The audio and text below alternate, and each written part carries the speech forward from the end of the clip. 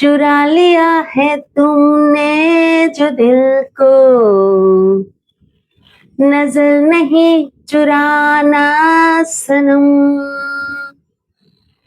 बदल के मेरी तुम जिंदगानी, कहीं बदल न जाना सनम। हो ले लिया दिल, हाय मेरा दिल, हाय दिल लेकर मुझको ना बहलाना, चुरा लिया।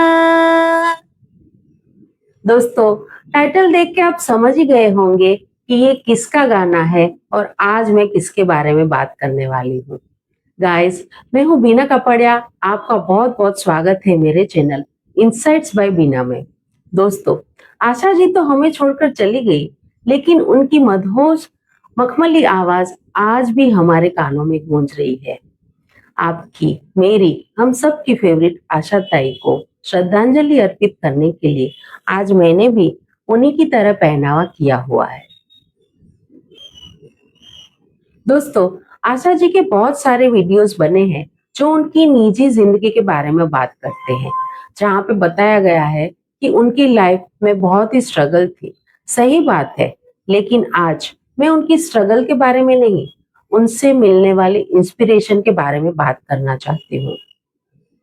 बच्चा हो, जवान हो या बुजुर्ग हो, हर कोई आशा जी की पॉजिटिविटी और जिंदा दिली से इंस्पायर्ड होता था, होता है और होता रहेगा, है ना दोस्तों। दोस्तों, 8 दशक की आशा जी की जर्नी में उन्होंने 20 से ज्यादा अलग अलग भाषाओं में गाने गाए हैं और 12,000 से ज्यादा गाने रिकॉर्ड किए हैं। यूके नंबर 1 रिकॉर्ड में वो अमर हो चुकी है और Guinness book of world record में सबसे ज्यादा गाने रिकॉर्ड करने वाली कलाकार के रूप में आशा जी ने स्थान पाया है। और क्या रेंज थी उनके गानों की। पॉप से लेके क्लासिकल इंडियन म्यूजिक, भजन से लेके गजल्स, कव्वाली से लेके रविंद्र संगीत, हर एक फॉर्म में उनके गाने का अंदाज लाजवाब था। दोस्तों, आशा जी की करियर की अगर शुरुआत से बात करें तो 1940 और 1950 के दशक में गीता दत्त जी, शमशाद बेगम और उन्हीं की बहन लता मंगेशकर जी उस जमाने की बड़ी फिल्मों में अपनी आवाज का दबदबा बना चुकी थी। तब आशा जी को अच्छे गाने मिलना बहुत ही मुश्किल था, लेकिन आशा जी ने हार नहीं मानी। उन्होंने इसे एक चैलेंज के रूप में स्वीकार किया। उन्होंने सबसे पहले लो बजट फिल्मों में काम करना शुरू किया। बाद में कुछ फिल्म मेकर्स का उनकी तरफ झुकाव बढ़ा। एक दौर ऐसा भी आया कि बिमल रॉय ने परिणीता के लिए, राज कपूर ने बूट पॉलिश के लिए और संगीतकार ओपी नैयर ने उनसे छम छमाछम फिल्म के लिए ज्यादातर गाने गवाए। दोस्तों, आशा जी के जीवन का बेहतरीन पड़ाव आना अभी बाकी था। साल है 1966 की। आर डी बर्मन ने तभी तीसरी मंजिल फिल्म के लिए आशा जी को एक डांस नंबर ऑफर किया। वो गाना कौन सा था? आजा आजा मैं हूँ प्यार तेरा, अल्लाह अल्लाह इनकार तेरा। तब आशा जी हिचकिचाई, क्योंकि इस तरह का गाना उन्होंने कभी किया नहीं था। बहरहाल, बर्मन जी इस गाने का म्यूजिक बदलने को तैयार थे, लेकिन आशा जी ने उन्हें साफ मना कर दिया और ये गाना एक चैलेंज के रूप में स्वीकार किया। दोस्तों, रेस्ट इज हिस्ट्री। आज भी शम्मी कपूर और आशा पारेख जी पर फिल्माया ये गाना सुनकर तन और मन दोनों झूमने लगते हैं, है ना। जरा सोचिए, अगर आशा जी सिर्फ हिंदी क्लासिकल गाने ही गाती तो क्या हमें ये मेरा दिल प्यार का दीवाना, पिया तू अब तो आजा जैसे नटखट गाने कभी सुनने को मिलते। कहने का मतलब ये है कि जो ट्रेंडिंग है, जो सब कर रहे हैं, वही हम करेंगे तो कभी कुछ नया नहीं कर सकते। कभी कभार आउट ऑफ द बॉक्स भी सोचना पड़ता है। क्या पता कब कौन सा आइडिया हिट हो जाए। दोस्तों, आशा जी ने कभी भी अपने आप को उम्र या देश की सीमाओं में जकड़ कर नहीं रखा।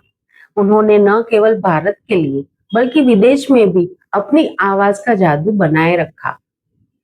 आशा जी ने Boy George, Michael Stipe, the Kronos Quartet, Nelly Furtado और कोड रेड जैसे कोलाब्रेशन करके पूरी दुनिया में तहलका मचा दिया था। आप सोचिए, जो सिर्फ अपने देश में ही नहीं, विदेश में भी अपनी आवाज का जादू फैला चुकी थी, वही आशा भोसले जी ने एक इंटरव्यू में कहा था कि मेरी म्यूजिकल जर्नी का सबसे कठिन पड़ाव यही था कि मैं अपनी आइडेंटिटी बनाने में ही उलझी रही। आज मैं खुश हूँ कि मेरे गाने आशा भोसले स्टाइल से जाने जाते हैं। दोस्तों, ये वही आशा जी थी जिन्होंने एक इंटरव्यू में कहा था कि मेरी और लता जी की आवाज बहुत ही मिलती जुलती थी। मैं उनकी शेडो बनकर नहीं जीना चाहती थी, इसलिए मैंने अपनी आवाज और स्टाइल को बदलने के लिए सालों तक कड़ी मेहनत की। दोस्तों, मैं आपको यही कहना चाहती हूँ कि अपने से स्ट्रॉन्ग पर्सनालिटी से डरकर जीने से अच्छा है अपनी खुद की आइडेंटिटी बनाओ। और आशा जी ने यही किया और वो हिट हो गई। सच है ना? लता जी और आशा जी की राइवलरी की बातें उस जमाने से लेकर आज तक इतनी चर्चास्पद रही है। लेकिन दोस्तों, क्या आपको पता है, बचपन में इन दोनों को एक दूसरे से इतना लगाव था कि जब लता जी स्कूल जाती थी, तब आशा जी को उंगली पकड़कर अपने साथ लेकर जाती थी। एक दिन स्कूल की टीचर ने कंप्लेन कर दी कि हम एक फीस में दो स्टूडेंट्स को नहीं पढ़ा सकते। तब लता जी को इतना गुस्सा आया कि उन्होंने आशा जी के बगैर स्कूल जाने से साफ इनकार कर दिया। दोस्तों, आशा जी और आर डी बर्मन की केमिस्ट्री के बारे में कौन नहीं जानता। उनके प्रोफेशनल कोलैबोरेशन के बाद का एक किस्सा मैं आपको सुनाती हूँ। आशा जी के घर पर रोज कोई फूलों का गुलदस्ता भेजता था, जिसमें ना कोई नाम था ना ही कोई कार्ड। एक दिन आशा जी संगीतकार मजरू सुल्तानपुरी और आर डी बर्मन के साथ अपने घर पर बैठी थी, तब वापस ये गुलदस्ता आया। इसे देखकर आशा जी को इतना गुस्सा आया कि उन्होंने सीधा कह दिया, फेंक दो इसे, पता नहीं कौन मुझे भेज रहा है ये रोज। ये सुनकर आर डी बर्मन का मुंह उतर गया। तब मजरू सुल्तानपुरी ने इस पर्दे से राज खोलते हुए कहा, मत फेंको इसे, जिसने भेजा है वो तुम्हारे पास ही बैठा है।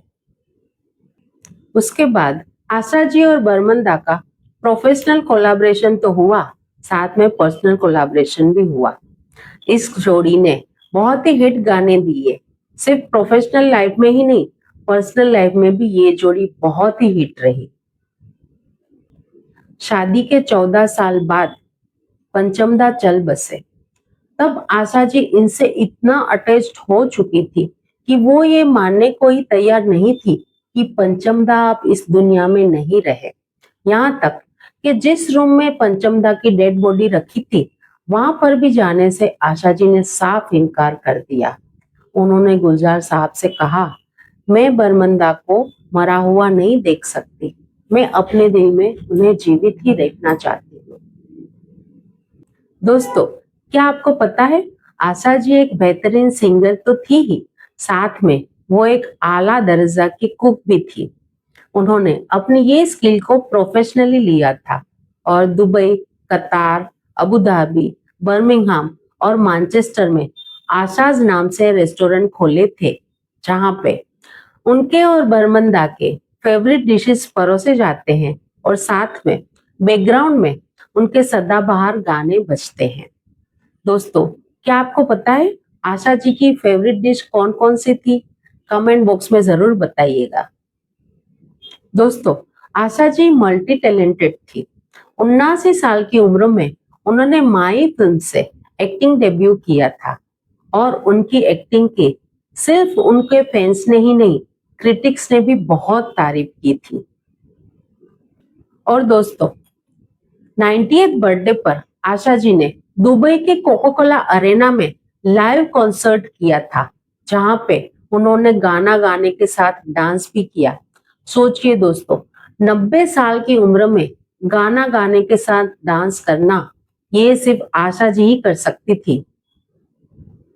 तो दोस्तों, ये थी आपकी, मेरी, हम सबकी आशा, यानी आशा ताई, यानी आशा भोसले जी की inspirational story.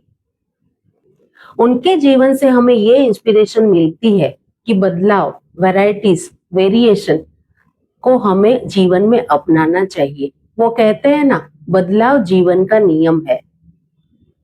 As is just a number, live your life queen size, like Asha ji. बड़े सपने देखो और उसे पूरा करने की पूरी कोशिश करो। तो दोस्तों, कैसी लगी आपको आशा जी की इंस्पिरेशनल जर्नी? आई होप कि आपको ये वीडियो पसंद आया होगा। ऐसे इंटरेस्टिंग वीडियोस देखने के लिए देखते रहिए इनसाइट्स बाय बीना। और हाँ, इस चैनल को लाइक, सब्सक्राइब और शेयर करना ना भूलें। और हाँ दोस्तों, आशा जी की फेवरेट डिशेस के साथ आपको उनको कौन कौन से गाने पसंद है, वो कमेंट बॉक्स में जरूर बताइएगा। नमस्कार।